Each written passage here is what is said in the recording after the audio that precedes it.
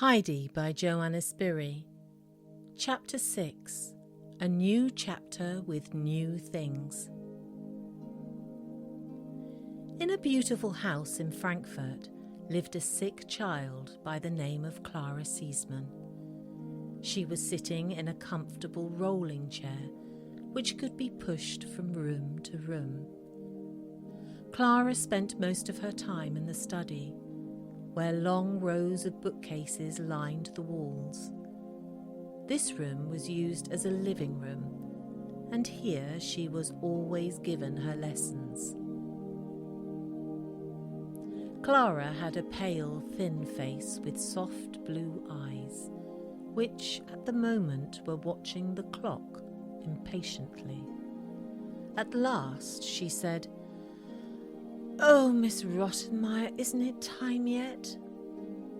The lady so addressed was the housekeeper, who had lived with Clara since Mrs. Seesman's death. Miss Rottenmeier wore a peculiar uniform with a long cape and a high cap on her head. Clara's father, who was away from home a great deal, left the entire management of the house to this lady, on the condition that his daughter's wishes should always be considered. While Clara was waiting, Dieter had arrived at the front door with Heidi. She was asking the coachman who had brought her if she could go upstairs.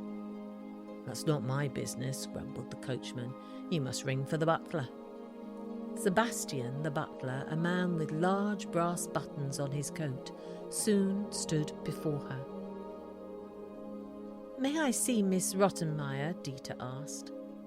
"That's not my business," the butler announced. "Ring for Tinette, the maid." With that, he disappeared. Dieter, ringing again, saw a girl with a brilliant white cap on her head coming down the stairway. The maid stopped halfway down and asked scornfully, "What do you want?" Dieter repeated her wish again.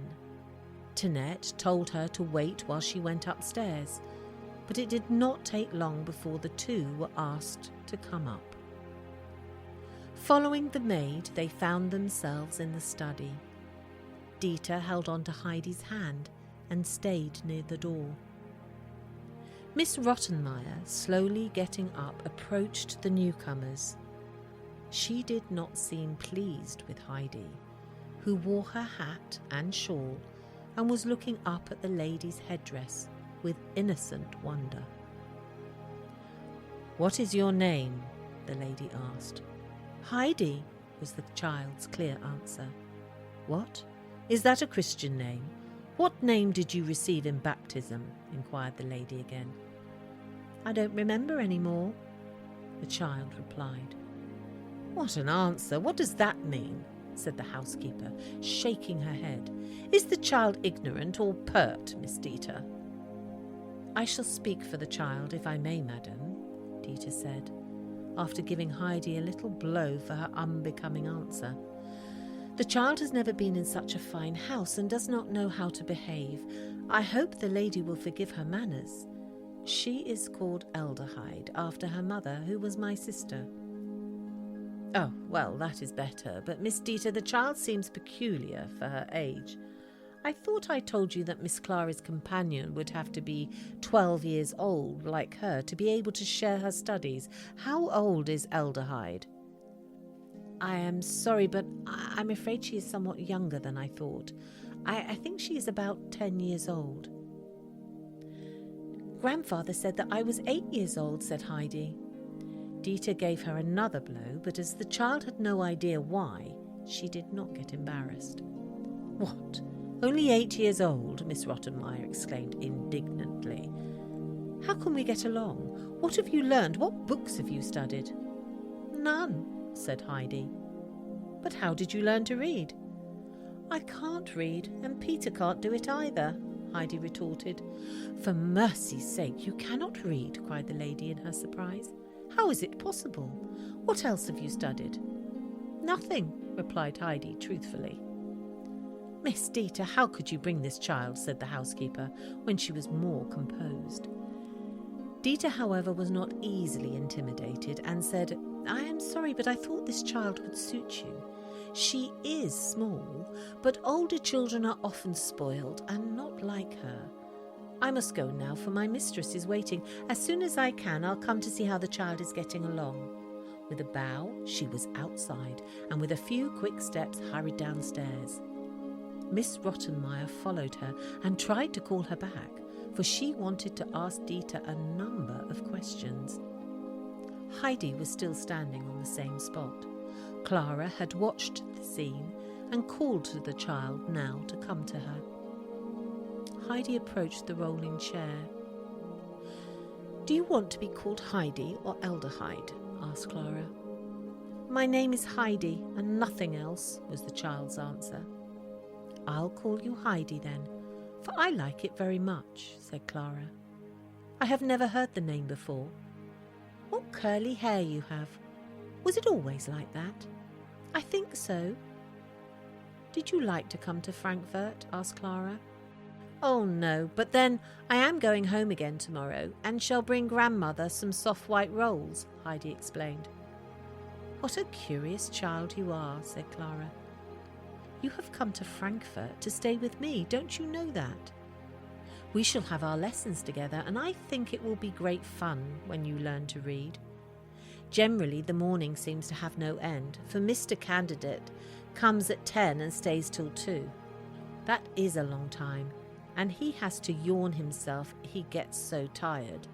Miss Rottenmeier and he both yawn together behind their books, but when I do it, Miss Rottenmeier makes me take cod liver oil and says that I am ill. So I must swallow my yawns, for I hate the oil. What fun it will be now when you learn to read." Heidi shook her head doubtfully at these prospects. "Everybody must learn to read, Heidi. Mr. Candidate is very patient and will explain it all to you. You won't know what he means at first, for it is difficult to understand him. It won't take long to learn, though, and then you will know what he means." When Miss Rottenmeier found that she was unable to recall Dieter, she came back to the children. She was in a very excited mood, for she felt responsible for Heidi's coming and did not know how to cancel this unfortunate step. She soon got up again to go to the dining room, criticising the butler and giving orders to the maid. Sebastian, not daring to show his rage otherwise, noisily opened the folding doors. When he went up to Clara's chair, he saw Heidi watching him intently. At last she said, "You look like Peter." Mrs. Rottenmeier was horrified with this remark and sent them all into the dining room. After Clara was lifted onto her chair, the housekeeper sat down beside her. Heidi was motioned to sit opposite the lady. In that way, they were placed at the enormous table. When Heidi saw a roll on her plate, she turned to Sebastian and, pointing at it, asked, "Can I have this?" Heidi had already great confidence in the butler, especially on account of the resemblance she had discovered. The butler nodded, and when he saw Heidi put the bread in her pocket, could hardly keep from laughing. He came to Heidi now with a dish of small baked fishes.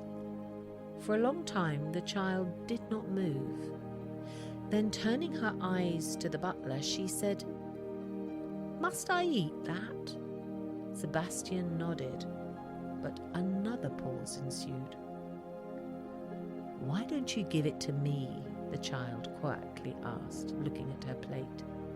The butler, hardly able to keep his countenance, was told to place the dish on the table and leave the room.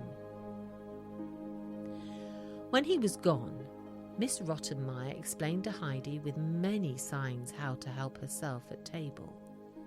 She also told her never to speak to Sebastian unless it was important. After that, the child was told how to accost the servants and the governess. When the question came up of how to call Clara, the older girl said, "Of course, You shall call me Clara." A great many rules followed now about behaviour at all times, about the shutting of doors and about going to bed and 100 other things. Poor Heidi's eyes were closing, for she had risen at 5 that morning, and leaning against her chair she fell asleep.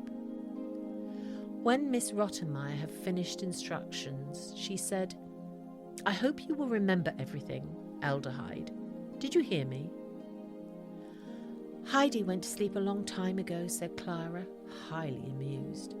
"It is atrocious what I have to bear with this child," exclaimed Miss Rottenmeier, ringing the bell with all her might.